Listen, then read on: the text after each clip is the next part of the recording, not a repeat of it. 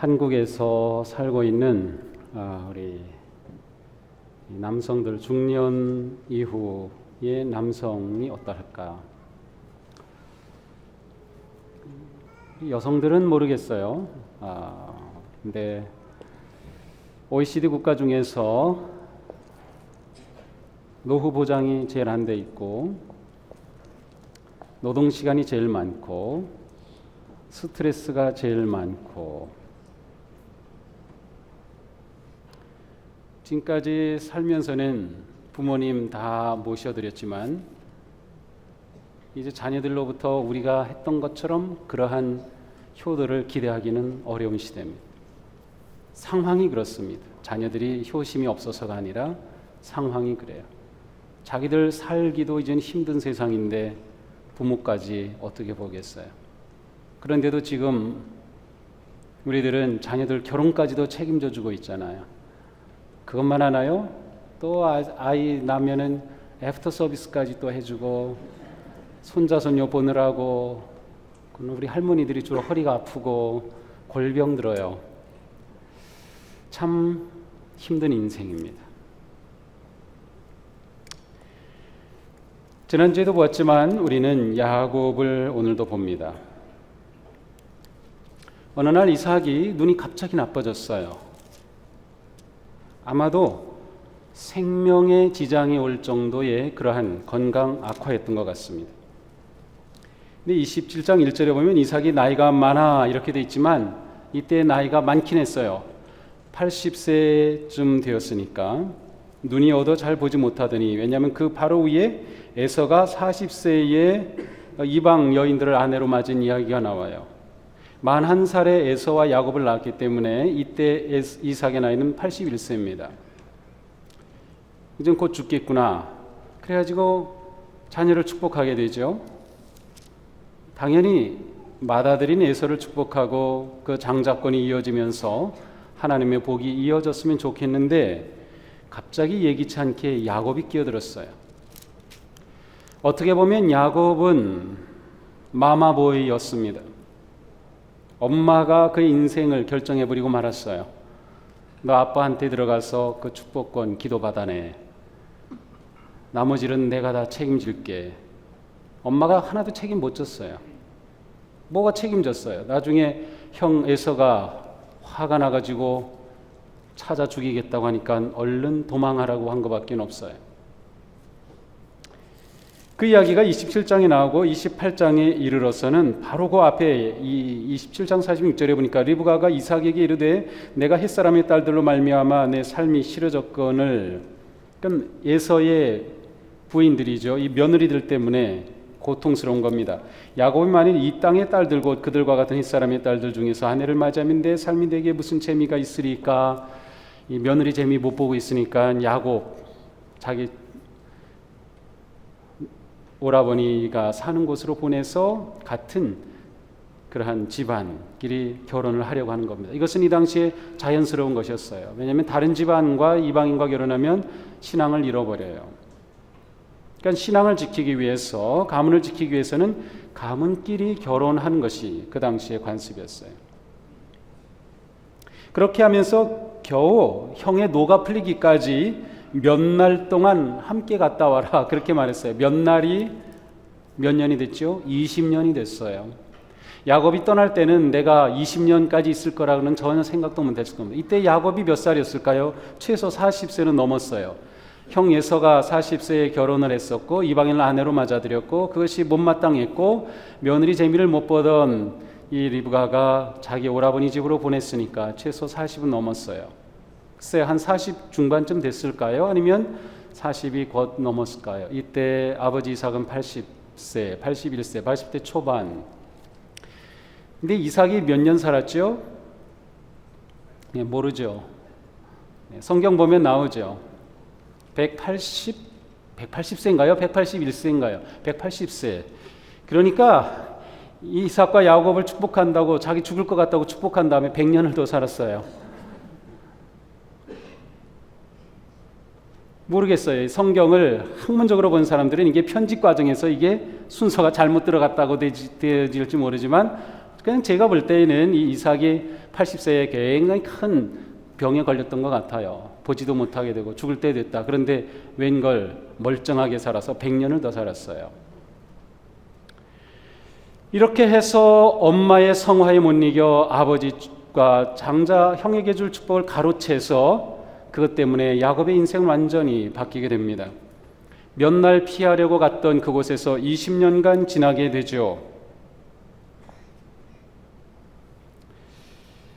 이렇게 시작된 또 다른 야곱의 인생은 결코 쉬운 인생이 아니었습니다. 그가 오라버니, 리브가의 오라버니 외삼촌 집으로 피신하여 가다가 어느 날 루스 땅에서 잠에 빠졌습니다. 꿈에 놀라운 환상을 보죠. 하늘까지 사다리가 연결되어 있는데 천사들이 오르락 내리락 하는 그러한 꿈을 꿉니다. 그런 꿈을 꿨지만 이 야곱은 그때 돌베개를 베고 있었고 돌베개는 그에게 정말 딱딱한 베개였을 겁니다. 우리 3사 남선교회 회원들은 지금 밤마다 주무실 때 그 베개가 돌 같지 않나요? 푹신해서 깊은 잠에 빠지고 마음 평안한 잠 들기가 쉽지 않아요. 너무나도 베개가 딱딱한 인생이에요. 마치 야곱이 형을 피해 도망가던 그때와 같은 인생이죠. 자, 그런데 하나님께서 그 자리에 찾아오셨습니다. 이것은 야곱이 기도했다라고 하는 표현은 없어요. 근데 하나님께서 잠자고 있는 그에게 찾아오신 거죠. 그리고 꿈 가운데 하나님을 만난 야곱이 깨어나서 말합니다. 여호와께서 과연 여기 계시거늘 내가 알지 못하였도다. 이것을 보면 이 야곱에게는 일단 믿음이 있었어. 여호와 하나님에 대한 믿음. 그런데 그 하나님이 여기도 계시는구나. 내가 살던 아버지 있는 그 집에 계실 줄 알았는데 그 하나님이 여기도 계시네. 돌베개를 베고 자는 여기에도 광야에도 계시는 하나님을 새롭게 경험하게 되죠. 그리고 베개로 삼았던 그 돌을 아마도 좀 길쭉했던 돌인가 싶어요. 그래서 그것을 기둥이라고 하는 표현이 또 뒤에 나오니까 돌로 가져다가 기둥처럼 세우고 그곳에 기름을 붓고 그곳 이름을 베델이라고 이름을 붙였습니다. 베드, 집이란 뜻입니다. 미국에 보면 회당이 굉장히 많이 있는데 거기 보면 다 베스 뭐 이렇게 돼 있어요. 베스 이스라엘의 집, 무슨 집. 우리 교회 일성전지였을 때 하나님의 집 그랬죠. 베스입니다. 하나님의 집이란 뜻입니다. 베슬레헴, 빵집 베들레헴이죠. 아, 여기 하나님이 계시는구나. 그래서 하나님의 집이라고 부른 겁니다. 하나님이 거하시는 곳이기 때문에 하나님이 계신 곳이라고 하는 것이죠. 이 자리에서 야곱은 서원합니다. 하나님이 나와 함께 계셔서 내가 가는 이 길에서 나를 지키시고 먹을 떡과 입을 옷을 주시어 내가 평안히 아버지 집으로 돌아오게 하시오면 여호와께서 나의 하나님이 되실 것입니다. 하나님께서 내게 주신 모든 것에서 10분의 1을 내가 반드시 하나님께 드리겠나이다. 어머니 때문에 인생이 틀어지기 시작했던 그의 인생이 하나님을 만남으로 새로운 인생으로 나가게 됐어요. 외삼촌 집으로 가던 그의 인생은 도망자의 인생이었지만 이제는 하나님께서 그와 함께 하시는, 그래서 하나님이 그와 동행하시는 놀라운 비전의 인생으로 바뀌어지는 것이에요. 그러니까 야곱의 인생에 있어서 전환은 바로 이 자리에서 일어난 겁니다. 이삭으로부터 축복받은 그 순간이 아니라 루스 땅 이곳에서 돌베개를 베던 그날 밤 하나님을 만난 그것이 야곱의 인생의 방향을 바꿨고 그를 하나님이 인도하시는 인생 되도록 만들었어요. 원래 야곱을 그쪽으로 도망가게 한 것은 단지 형 에서 때문만은 아니었습니다. 28장 2절에 보면 일어나 밧단 아람으로 가서 외조부 부두엘의 집에 이르러 거기서 네 외삼촌 라반의 딸 중에서 아내를 맞이하라. 그곳에 가서 아내를 맞이하라고 하는 그러한 약속까지, 아니면 그러한 사명까지 있었어요. 그것이 하나님이 자신과 함께 한다고 하는 그런 놀라운 깨달음과 하나님의 만남을 통해서 이제는 외삼촌 집으로 가는 것이 도망자의 인생이 아니라 하나님과 함께하는 인생으로 바뀐 겁니다. 그래서 그에게 있어서는 베델의 하나님, 그곳에서 나를 만나주신 하나님, 놀라운 환상을 보게 하신 하나님, 그리고 그 하나님께 서원했던 그곳, 그래서 베델은 야곱의 인생에 있어서 지울 수 없는 가장 중요한 중심으로 바뀌게 됩니다. 그렇지만 그가 외삼촌 집에 갔을 때 그곳은 결코 평탄하지 않았어요. 자기가 사랑하던 라헬과 결혼하지 못하죠. 속았죠. 그를 위해 7년을 봉사했지만 첫날 밤 레아 언니를 맞이하게 되어 깜짝 놀라죠. 또다시 7년을 일하죠. 그리고 나서 또 6년을 일하죠. 20년간 그는 온갖 고통과 고난과 노동의 아픔 가운데 지냅니다. 노동의 대가도 제대로 받지 못하고 그는 자신의 인생을 그곳에서 허비하고 만 것처럼 느껴질 정도입니다. 40에 떠나서 20년이면 야곱이 돌아올 때가 최소 60세입니다. 60세가 되어버렸으니 그의 인생의 좋은 시절 다 고통 가운데 보낸 셈이죠. 자, 그러나 베델의 하나님은 이 야곱과 함께 하고 계셔요. 자, 야곱은 어쩌면 그 하나님을 잊었을지 몰라요. 그런데 하나님께서 야곱을 다시 찾아오십니다. 31장으로 넘어가서 보면 하나님이 찾아오셔요. 야곱이 라반의 아들들이 하는 말을 들은즉 야곱이 우리 아버지의 소유를 대합되었고 우리 아버지의 소유로 말미암아 이 모든 재물을 모았다 하는지라. 야곱이 라반의 안색을 본즉 자기에 대하여 전과 같지 아니하더라. 사실 전과 같지 아니하던 게 아니라 예전부터 그랬던 라반이죠. 그런데 이때 31장 3절 여호와께서 야곱에게 이르시되 내 조상의 땅 내 족속에게로 돌아가라. 내가 너와 함께 있으리라 하신지라. 하나님께서 다시금 야곱에게 나타나셔서 너 돌아가라. 이제 돌아갈 때가 되었다라고 말씀하셔요. 더 이상 외삼촌 라반과의 갈등으로 머물 수 없는 그러한 상황이 되었을 때, 궁지에 몰렸을 때, 그때 하나님이 나타나신 거죠. 그리고 하나님께서 명령과 언약을 함께 주십니다. 하나님이 함께 해 주시겠다는 겁니다. 하나님이 함께 해 주시겠다. 사실 야곱은 이때 아무것도 보장받을 수 없었어요. 외삼촌이 자신이 하는 노동의 모든 것들을 다 빼앗아가고 이런 핑계 저런 핑계로 그는 노후 대책이 사실은 없었어요.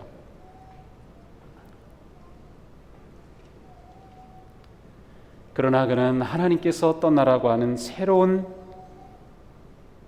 하나님과의 만남으로 그의 인생은 다시금 그 자리로 돌아가게 됩니다. 자, 13절에 31장 13절에 가니까 나는 베델의 하나님이라 내가 거기서 기둥에 기름을 붓고, 그렇죠? 우리가 봤던 28장의 그 내용이죠. 거기서 내게 서원하였으니 지금 일어나 이곳을 떠나 내 출생지로 돌아가라 하셨느니라. 하나님께서 야곱에게 나타나셔서 야곱이 하나님께 서원한 것을 기억나게 하신 거예요.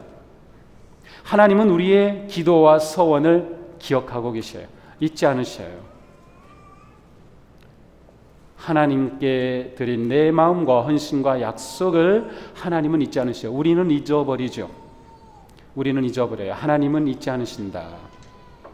내 인생의 고난과 아픔과 위기와 절망과 힘든 그러한 곤경 가운데서 하나님은 나를 기억하고 계시다는 겁니다. 오늘 우리에게 중요한 건 무엇인가요? 내 인생에서 정말 중요한 건 무엇인가? 중년이 넘어 노년으로 가는 내 인생에 있어서 정말 중요한 건 무엇인가? 그것은 하나님이 나와 함께 해주신다는 거예요. 이것보다 더 큰 위로는 우리에게 없습니다. 하나님이 나와 함께 해주신다는 것보다 더 큰 위로는 없습니다. 내가 뭐하는 재산이 위로가 되겠습니까? 내 자녀가 위로가 되겠습니까? 내가 쌓아놓은 무엇이 위로가 될까요? 그것도 우리에게 위로가 될 수 있지만 더 중요한 진정한 내 인생의 위로는 나와 함께 해주시는 하나님이에요. 그 하나님이 내 인생의 길을 인도하시고 내 인생의 길을 보호하시고 내 삶의 길을 이끌어 주시는 거예요. 그 하나님이 나의 자녀와 함께 하시고 그 하나님이 내 사업과 함께 하시고 그 하나님이 내 기도와 함께 하실 때 그것이 진정 우리의 삶의 힘이 되는 거죠. 하나님. 그러므로 오늘 3, 4여선 남선교회 우리 회원들의 심령에 나와 함께 하시는 하나님, 그분을 다시금 발견하고 그분을 다시금 의지하고 그 하나님을 다시금 찾게 되기를 바랍니다. 다른 길은 없기 때문이에요. 이렇게 해서 야곱은 다시금 고향으로 돌아가게 됩니다. 자, 그러나 그 길은 결코 쉬운 길이 아니었어요. 하나님의 말씀에 따라 떠났지만 그 길은 쉽지 않았어요. 라반이 뒤를 추격해 와가지고 샅샅이 뒤져보죠. 집에 있던 우상이 없어졌어요. 사실은 라헬이 훔친 것이었는데 그거 없어졌다고 찾아왔어요. 또한 형 에서를 만나러 가는데 에서가 400명의 군사를 이끌고 온다는 말이 들려요. 이거보다 더 큰 절망이 어디 있습니까? 내 마지막 희망은 고향이라고 생각했고 하나님께서 서원을 기억하셔서 내가 이제 그곳으로 가라고 하셔서 떠난 그곳인데 반겨주는 것이 아니라 자기를 향해 달려오는 형 에서와 군사를 만나게 되죠. 그때 야곱은 어떻게 될까요? 갈 수도 없고 돌아갈 수도 없는 그러한 상황이 바로 야곱의 상황이에요. 바로 그것이 약복나루이지요. 거기에서 배수진을 친 거죠. 원래 배수진이라는 것은 뭐예요? 뒤에 물이 있고 바다가 있어서 뒤로 물러설 수 없는 마지막 보루입니다. 배수진을 쳤다. 이기면 이기는 거고 지면 죽는 겁니다. 끝입니다. 그러니까 놀랍게도 야곱은 앞에다가 강을 둔 배수진을 쳤습니다. 내가 이것을 건너야 할지 말아야 할지 인생의 큰 기로에 선 거죠. 거기서 그는 하나님과 하나님의 천사와 씨름을 하고 그의 이름이 이스라엘이 될 것이라고 하는 그 첫 번 말씀을 받습니다. 그의 인생은 결코 쉽지 않았어요. 계속해서 두려움이 찾아왔고 위기가 찾아왔고 공격이 찾아왔고 그리고 그는 씨름해야만 하는 그러한 인생이었어요. 우리가 살아온 인생 같아요. 젊은 청춘 꿈을 가지고 아내를 만나고 복된 가정을 꿈꾸며 살아왔는데 그 길 쉽지 않았던 것처럼 라반의 밑에서 고생했던 것과 같은 우리 인생, 또 다른 하나님의 말씀에 순종해서 떠났지만 거기에도 여전히 문제는 있었습니다. 놀랍게도 약복나루를 건너 에서를 만날 때 자기가 염려했던 일은 일어나지 않아요. 에서와 부둥켜 안고 울면서 형과 화해하게 되죠. 그러나 그게 끝이 아니었어요. 그가 거주하던 세겜 땅에 이르렀을 때 자신의 딸 디나가 성폭행을 당해요.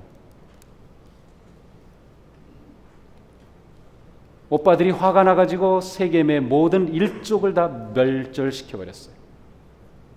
끔찍한 족속을 다 가문을 다 없애버리는 그러한 살해 사건이 대학살이 일어난 거죠. 야곱은 그 앞에 절망을 하죠. 이 땅에서조차 살 수 없게 됐구나. 여기에서조차 살 수 없게 됐구나. 사실 하나님은 베델로 가라고 하셨는데 그걸로 가지 않고 이곳에 세겜에 그냥 머물고 있었던 거죠. 그곳에서 그가 만난 인생은 처절한 패배와 아픔이었습니다. 할 수 없이 그곳에서 떠날 수밖에 없습니다. 그가 떠나 마침내 하나님이 말씀하신 베델에 이르게 됩니다. 35장입니다. 하나님이 야곱에게 이르시되 일어나 베델로 올라가서 거기에 거주하며 네가 네 형 에서의 낯을 피하여 도망하던 때 네게 나타났던 하나님께 거기서 제단을 쌓으라. 하나님은 여전히 야곱을 보고 계셨고 여전히 야곱을 알고 계셨고 여전히 야곱의 서원을 기억하고 계셨고 하나님이 그 서원을 소중하게 여겨주시는 거예요. 고난과 아픔과 역경 가운데 다 잊어버렸어도 하나님은 기억하고 계셔요. 하나님은 기억하고 계셔요. 위기에 봉착한 야곱은 베델로 가라고 하는 하나님의 음성을 다시 듣습니다. 그래서 야곱이 말하죠. 자기 집안과 자기와 함께한 모든 자에게 이르되 너희 중에는 이방 신상들을 버리고 자신을 정결하게 하고 너희 의복을 바꾸어 입으라.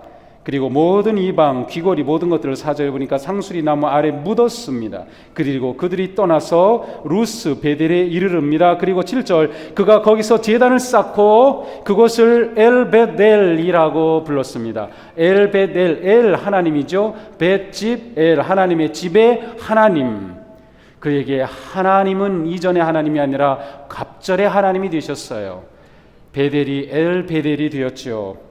그러나 베델이 엘베델이 되는 데까지는 그냥 된 것이 아니었어요.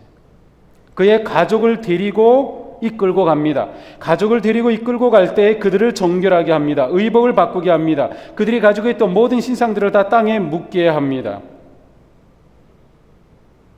가장으로서 가정을 정결하게 하고 가장으로서 가정을 준비시키고 가장으로서 자녀와 아내를 하나님 앞에 새롭게 결단시키고 그의 인생은 새로운 시대를 맞이합니다. 이것이 우리 남성들에게 주신 하나님의 사명이며 특권입니다.